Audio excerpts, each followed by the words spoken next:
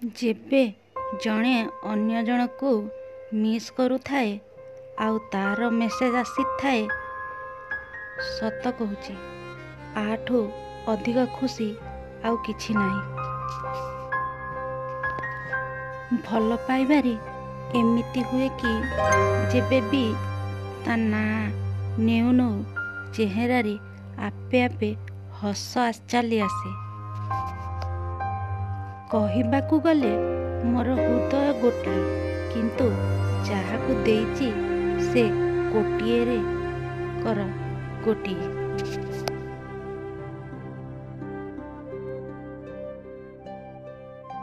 ଯିଏ ତୁମ ସହ ହୃଦୟରୁ ଯୋଡ଼ି ହୋଇଛି ତା ସହ କେବେ ଦିମାଗରୁ ଖେଳ ନାହିଁ।